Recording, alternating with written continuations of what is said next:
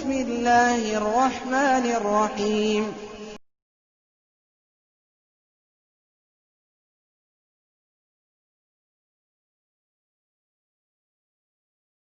Assalamualaikum warahmatullahi wabarakatuh. Alhamdulillahirabbil alamin wassalatu wassalamu ala Rasulillah wa ala alihi washabihi wasallam. Amma ba'd. Anak-anak sekalian yang semoga dirahmati Allah Subhanahu wa taala, bagaimana kabarnya hari ini? Semoga hari ini lebih baik daripada hari kemarin dan semoga kita senantiasa diberikan kesehatan, kekuatan dan kesabaran dalam menjalankan semua aktivitas kita dalam beribadah kepada Allah Subhanahu wa taala dan juga dalam menuntut ilmu. Insya Allah hari ini kita akan melanjutkan pelajaran kita dalam pelajaran SKI.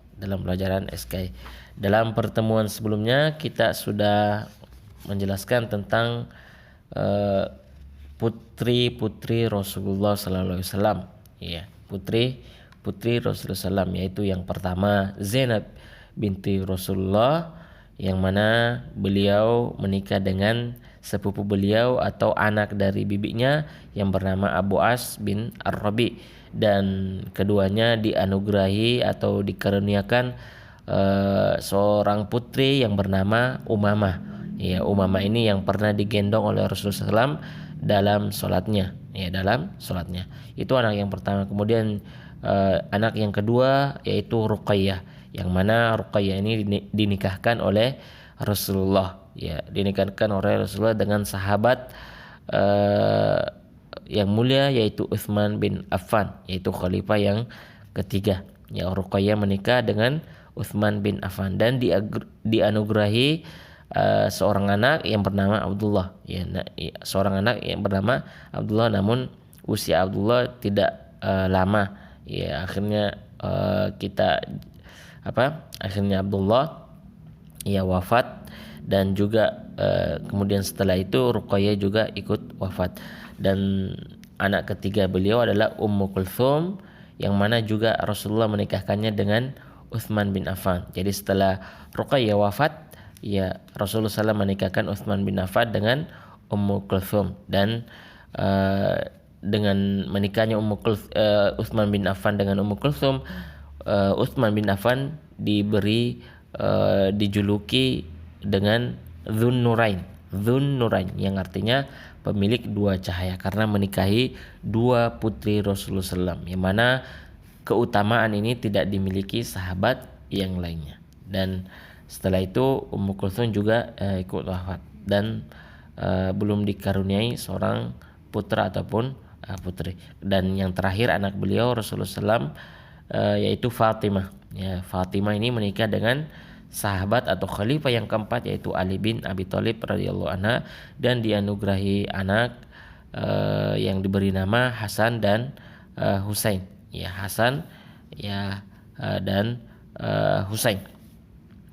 Dan Fatimah merupakan salah satu wanita yang wanita terbaik penduduk surga. Ya, dalam hadis Nabi SAW menyebutkan ada 4 wanita terbaik di penduduk surga. Di antaranya adalah Fatimah. Ya, di antaranya adalah Fatimah binti Muhammad. Dan Fatimah ini adalah satu-satunya anak Rasulullah SAW atau keluarga beliau yang wafat setelah Nabi SAW. Ya, jadi Fatimah wafat setelah Nabi SAW wafat. Sekarang kita akan masuk pada pembahasan di halaman 35, yaitu putra-putra Rasulullah SAW. Putra-putra Rasulullah. Yang pertama, ya di antara putra Rasulullah SAW adalah yang pertama adalah Al-Qasim. Ya, Al-Qasim. Dan Al-Qasim ini dari namanya diambil kunyah Rasulullah SAW. Ya, beliau berkunyah dengan nama Qasim. Ya, kunyah itu jenis nama panggilan, yang dimulai dengan, kalau untuk laki-laki menggunakan kata Abu, kalau untuk perempuan menggunakan Ummu, dan itu biasanya diambil dari nama anaknya. Seperti misalkan ada seorang laki-laki yang bernama Muhammad dan dia punya anak yang bernama Abdullah, maka Muhammad ini diberi kunyah dengan Abu Muhammad. Abu artinya bapaknya Muhammad. Ya, kalau ibunya diberi nama Ummu Muhammad, ibu Muhammad. Itu namanya kunyah. Dan kunyah Rasulullah yaitu diambil dari nama anaknya, yaitu Qasim. Ya, maka kunyah beliau adalah Abu Qasim. Ya, Abu Qasim, bapaknya Qasim, yang artinya bapaknya Qasim. Dan Qasim ini lahir sebelum masa kenabian, sebelum Rasulullah diangkat menjadi nabi. Ya, sebelum Rasulullah SAW diangkat menjadi nabi. Dan ada juga yang mengatakan bahwa Qasim ini lahir setelah Rasulullah menjadi nabi. Dan Qasim ini wafat ketika di usianya yaitu 2 tahun. Ya, di usia 2 tahun. Sangat kecil. Ya, jadi anak-anak Rasulullah SAW, ya khususnya putra, itu kebanyakan wafatnya di usia-usia 2 tahun, di usia 2 tahun atau bahkan ada yang kurang dari itu. Itu yang pertama, Qasim. Ya, Qasim yang mana kunyah Rasulullah SAW diambil dari namanya, yaitu Abu Qasim. Kunyah Rasulullah SAW adalah Abu Qasim. Kemudian yang kedua yaitu Abdullah, ya, yaitu Abdullah. Dan Abdullah ini ya juga dinamai sebagai At-Thayyib atau At-Thahir.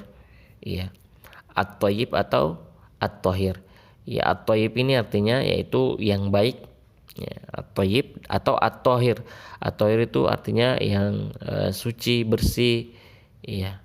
Dan Abdullah ini lahir pada masa kenabian, ya, pada Nabi SAW ketika Rasulullah SAW sudah diangkat menjadi nabi. Berbeda dengan Qasim tadi, lahir sebelum masa kenabian. Ya, Abdullah lahir di masa kenabian, makanya dinamakan juga beliau sebagai At-Thayyib atau At-Thahir. Ya, At-Thayyib atau At-Thahir. Ya, itu yang kedua, ya, dari anak Rasulullah SAW. Yang pertama Qasim, kemudian yang kedua yaitu Abdullah. Ya, Abdullah atau biasa dinamai juga At-Thayyib atau At-Thahir, ya, karena lahir setelah masa kenabian, artinya setelah Nabi diangkat, setelah Rasulullah diangkat menjadi nabi.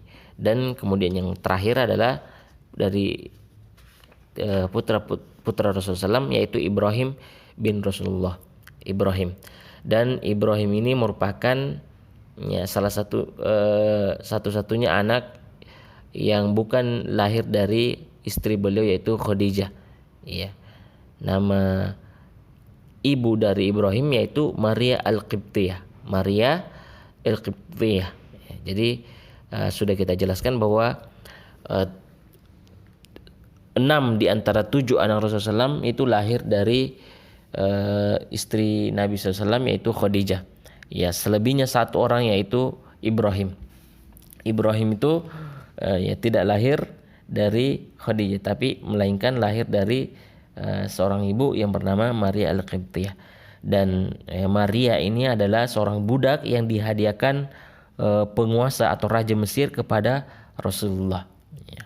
Maria merupakan ibu dari Ibrahim, dan Maria ini masuk Islam. Setelah masuk Islam, Nabi SAW menikahinya.